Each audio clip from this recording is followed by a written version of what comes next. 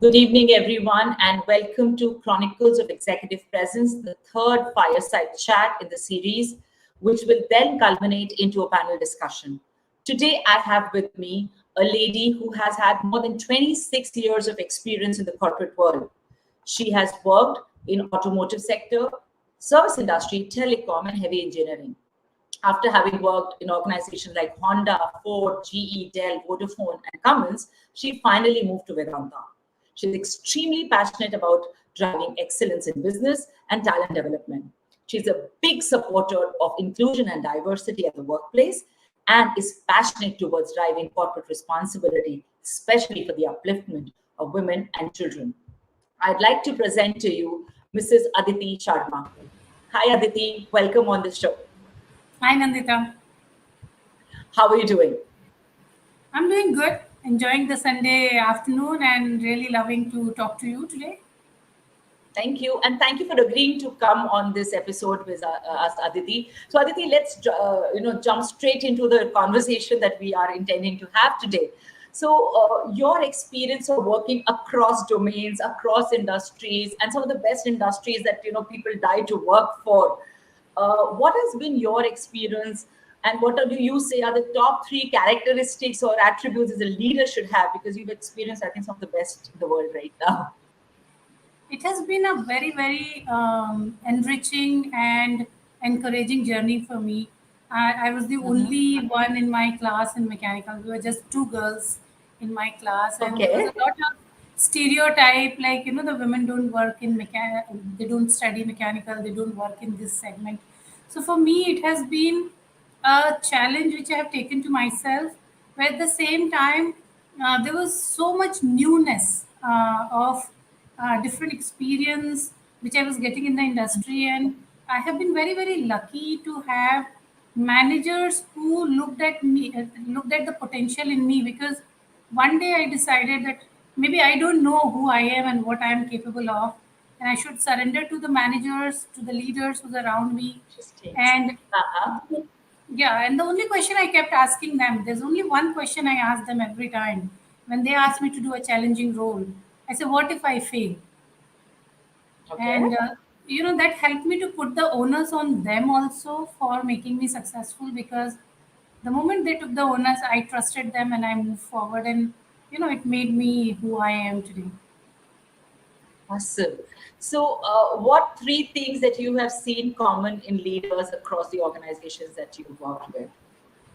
So I have seen both kind of leaders, encouraging leaders and discouraging leaders. But I would like to Okay. stick to the encouraging, and I had learnings from both. From the I'm discouraging sure. leaders, I am sure. yeah, from the discouraging leaders, I learned don'ts. That when I will become Okay. leader, this is something which I'll never do because I didn't like anybody doing it to me. So they have been my teachers as well. And the Okay. encouraging leaders, what I have learned is that they invest themselves in the Mm-hmm. success of the people who they mentor or who are working for them. All my Beautiful. leaders in my path of professionalism have invested in me. They looked at me, they gave me feedbacks, they held me, I had their back, and there was a lot of confidence personally they put in my success. And Okay. every time I failed, they were always they always came forward to say how I could have done it differently. And this is the Okay. experience I had in service industry, in manufacturing industry, and in Cummins. And I followed the path instead of sitting back and thinking why people are thinking that I can't be successful. I actually followed the people uh, who were investing in me, and they were very selfless. They were not gaining anything by developing me. I think they were Very true. very selfless. Beautiful. Selflessness is an attribute of great leaders. They invest in the people. So, you mentioned something which say, you said you were only two girls in mechanical engineering. And I can talk 26 years back. Yes, mechanical engineering, two women. I can understand. Again, also the fact that you worked in organizations which are very, in very heavy industry focused and very technical in the sense of manufacturing organizations. So personally, I would like to ask you, what are some of the things that you did to be seen or to be, to be inclusive in that environment that you were working with? Because typically it's very easy to play the victim card or to say, I'm not a part of the organization, I'm not a part of this group. So what were some of the things that you did to be more inclusive in whatever you were doing? Nandita, I always joined an organization as an employee. I went to Okay. work in the organization as an employee. In last 26 years, I have never Mhm. joined an organization as a woman. Never. I Beautiful. joined I joined the organization as a mechanical engineer. I had the equal degree. I have spent the equal number of years and same learning. So from my side, I have never excluded myself from the group. See, we need to understand Awesome. it was a men's world. There were no women working there. It was True. difficult for them to see a new person coming and changing. You are asking 99.99% of the present to change for one person, right? For Yeah. me, I have never, even today, I have never gone to an organization as a woman because organizations hire human. They don't hire men, women, or any other gender. They hire Beautiful. human because they need mental, intellectual power. And I think I had lots of Wow. intelligence, street smartness, knowledge of my subject for which they were hiring me. So I included myself. We talk so loosely about inclusion and diversity, and we True. expect that organization will make. See, organizations have to have rules, organizations have to have policy, they have to have infrastructure, but beyond that, an employee has to come as an employee. A woman has to Awesome. go and include herself. She can't play this victim card all the time saying, I'm women, include me, I'm women, understand me, I'm women, give me some simple job. We never say that when we're taking salaries, right? Give me lesser salary, don't give me promotion because I'm a woman. We expect equality. Yeah. So, Exactly. so I think the onus, 90% onus of inclusion is on women. 10% is on the other gender, you know. Awesome. Yes, organizations have a lot of onus. They need to have policies, procedures. They should have zero tolerance on sexual harassment behavior. But beyond that, I think, if you ask me, the onus was on me to behave like an employee, like a mechanical engineer, like a quality leader, and not like a woman. Amazing. I think I love that answer. And let me just extrapolate it to any kind of inclusion. It doesn't only have to be gender inclusion. And I'm sure this also goes when you're talking about ethnicity inclusions, you're talking about inclusion for different region and religion coming into organization where people want cultural diversity. And I think it's the onus lies on the individual as much as the organization of like you said, the baseline, the fundamentals of policy procedures need to be given, the framework needs to be given by the organization, but it is your responsibility if you want to be taken as a leader to go ahead and be included. I love that answer. Trust me, Aditi, it's one of the best that I've heard so far. Thank you. Okay, so moving on, Aditi, I'm going to ask you that some of the, what according to you is leadership presence, and how would you define that word, executive presence or leadership presence? You know, authenticity is the biggest uh, need of being a leader. Okay, Unfortunately, people think that there are everybody and there is a frame which is called leader, and they lock themselves in the room. You should be scared of them. You should not walk onto them. You should ask for their calendar time. sure. None of it is leadership. None of it is leadership. Mm-hmm. Okay, Leadership, number one thing in leadership is that you should be yourself. awesome. Very important. You don't have to fit into any frame to be a leader. For Okay, me, a very successful leader should have three things: go ahead. self development, which means you need to constantly upgrade yourself and keep up with what is happening in the world, what's happening in your field, and what is that Mm-hmm. people will look up to you. So, that is number one. Okay, Number two is people. The people who work for you, they literally are dependent on you. Their skill, their psychological safety, their professional safety, their financial safety is your responsibility. So Nice. they need to be absolutely comfortable coming and talking to you anything professional and True. personal. Of course, we have Very boundaries. nice. Like if you ask me, Yeah. I will not go to my manager and talk something which is out of line. But my manager today in Vedanta, he and I have conversations which is where how I felt today is discussed. So it's Very so nice. important to, yeah, it's so important to have that kind of uh, transparency and availability in the Very leader. true. So that is number Very two. true. Number three, the leader should always look around. Okay. Your Mm-hmm. environment, or your where you belong. You should Mm-hmm. always look at giving back to society. These are the three things I think a leader should have. Look, top I line, love the way you explain the three. Very nice. top line, So, bottom line, hiring, all these are numbers. You have people to do that. that will happen. Numbers anyways happen, right? If you are able to inspire them enough, right? True, Aditi. So, moving on, you work with leaders from across geographies, right? And they say that the leadership style of leaders from the West and the East is different. Do you agree with this statement? And if you could explain Yes, I that. do. Yes, I do. Okay.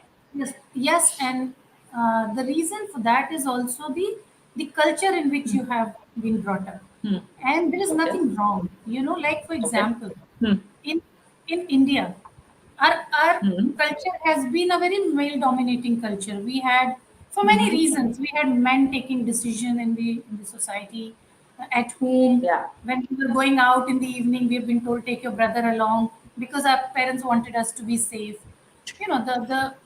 The other countries have a True. little different culture. So you cannot Hmm. just be somebody who you have been born and you have been brought up, and all of a sudden you Ha. enter the door of your organization and you become different person. That doesn't happen. True. How do we sensitize our leaders to be aware of these things? And I'm talking about all genders, men, women, True. LGBTs. Everybody need to be sensitive to where we live, right? And that is the change I have seen. Like, for example, in my initial years when I was working in India, I could never speak back. I could never give feedback to my manager. But when I Okay. started working with multinationals, I have realized that they constantly ask, do you have a feedback for me? And initially, it was a moment of truth for me that, how can I give feedback? You know, Yeah. Am I exactly? you know. And Right. Yeah. I think working with global companies, that is what I've learned. They always say feedback is a gift, and you only learn from feedback because whether you take Very it or true. not, that is how somebody is perceiving you. So I think that is the difference I see. We in our culture we see more protective, more authoritative leaders. Hmm. It is changing, but yeah, I still see some glimpse of that. In the Okay. Western countries, you will see more collaborative, more engaging leaders. So yes, that difference still exists. Very nice. So, like you Nandita, said, what is your experience? What is your experience? You work with so many men. I should ask this question to you actually. so I can relate to what you said. I remember, I've worked in Indian organizations and organizations outside, and I remember one very particular thing. Then I was presenting something, and the boss gave me feedback, my line manager, and then he asked me, "So, what do you think? Are my views okay?" And in India, you used to telling your boss, "Listen, your views don't match, or it won't work in the Indian scenario." But like, yeah, he said, "No, I want an honest answer because if it doesn't work, I'll come back to you." And that's what taught me that if feedback is being asked, I think the person genuinely wants feedback. So you should, in a very non-threatening manner, without offending the person, need to give feedback, because at the end of the day, the objective is not to tell the person he's up or down, but get the task done. The So, objective should be the end goal, not a person. So when you keep your egos aside, when you keep the gender aside, when you keep nationalities aside, and the core objective is to get the task done, it doesn't matter who gave the idea or how it came in. So I think those are some of the learnings that I've had. working with multinational organization, and this is something that I've incorporated when I started off. In my organization, anybody can walk up to me and say, Nandita, what you did was not right. And when I'm used to it, but people around me, when new team members join or people join at a senior level in the company or as partners, they were like, how can this person who's like as an executive assistant tell you that you were not right? I said, because the objective is to improve. The objective Absolutely. is not to say, hey, I have more experience, because their perspectives can be very different. So I think that what you said is a very important thing that I've learned over my 20 years of working in different corporates at different geographies. Yeah. Very nice.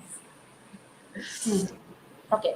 So, Aditi, I have another question which relates to this. Now, there has been a shift in the style of leadership, and you also mentioned that, and I've also seen from where we started around 20, 25 years ago to what it is today. So, what are some of the things that you think the leaders of today need to be extremely aware of for them to rise up the corporate ladder and, see that they are great leaders of tomorrow? Very important is to, the way the world is moving. Like, when we were growing up, we have seen the era when TV came, then the phone became mobile phone, the computers came, the computers had floppy disk, it had Exactly. CD-ROM. We have seen that era. Actually, we have seen the entire change from a very manual Understood. human to Exactly. a techno human kind of True. space. That today the millennials or beyond millennials, the people now are more aware. They were more self-aware, a lot self-aware. They're more inquisitive. They're very curious, and hence they are very unstable. you know they don't have the patience of an elephant to sit there and wait for things. So I think the big need for the leadership is to upgrade themselves to today's generation. Okay. We have never heard our parents retiring before the age of 60. They didn't even think about it. Today, if you Very see true. people want to retire at 35, 40, Yeah, so the world has exactly. changed. Prosperity Hmm. has, there's a lot of prosperity than what we used to fend for our needs. Now people have more True. wants, they don't have those many needs. So I think as a leader, it's very important to keep yourself up to date with technology. Be a little more human, be a little more authentic, empathetic, more human, and don't think what happened with me when I was growing up. Understand what the new generation needs. Yeah, if you will constantly keep I thinking, know. yeah, you will become like, people won't respect you, and you don't have to Very go true. away to learn those lessons. Look at your kids, talk to them, Very true. and you will know that the generation is different. So my advice to the leaders, especially women leaders: come to work as an employee, include yourself, Very be nice. self-aware, speak up. Biggest problem with women is that they don't speak up. They expect others to understand their needs. You need to speak up. Very nicely said. Yes. Somewhere we You expect magic to happen. My boss should understand my, and it's not only boss, I think as leaders, women somewhere in the Indian subcontinent. Even at I home, think things are we changing expect now, but yes. yeah, we expect women in general expect everybody else to understand them. You expect your husband to understand you. You expect your kids Exactly. to understand you. You expect your employee to understand you. The moment they sit down and say, "Okay, fine, I want to understand you," we have a big question mark on our face because we don't understand ourselves. So Very my advice is, invest in yourself, invest in your well-being, upgrade yourself with today's knowledge, ask what you nice. want, and include yourself. Very Don't nice. look for anybody to include you. But the remaining leaders, I think the entire leadership, I'll say, be real time, real technology, and be human, absolutely human. I love the word when you said be human. There's a lot of things that you spoke about leadership in the Western and Indian context. And uh, for those of you who are listening in, there's a panel discussion which happens next Sunday, that is 5th of December, where Mr. Joginder Singh and Mr. Ajay Tandon would be discussing with Aditi some of the things that they've talked about, and then we're going to be challenging them on their thought process. Not that it's right or wrong, but three very different views on certain topics, three very different perspectives, yet they converge on certain points. So don't miss out the Chronicles of Executive Presence panel discussion at 5 p.m. next Sunday, where these people are going to talk about some of the key aspects executive presence and you would actually see them at war discussing their personal experiences, of course, why they differ from each other. And I would be moderating that session. For all of you who are listening in and you have a question for them, do write in your question, the specific question that you have for them, on my Facebook page or LinkedIn page, and I would personally ask those questions in the question and answer round. So if you want to be a part of that panel discussion, to ask questions to your leaders, do write in your questions to us. Aditi, I do have a lot of questions for you to deep dive into some of the things that you've spoken, but I'll leave it for next Sunday, because I would like to hear differing views. And like we said, we try to make it as inclusive as possible, people from different industries, different experiences coming in and talking in this panel discussion. So thank you so much for sitting in for this fireside chat, and I really look forward to engaging or discussing with you during the panel discussion next Sunday. Thanks, Nandita. You go back and enjoy your tea, and I'll go and make my tea now. Thank you so much, and thank you everyone for watching in. Next Sunday, 5 p.m. panel discussion on Chronicles of Executive Presence. See you. Have a great weekend. Stay safe. Bye-bye.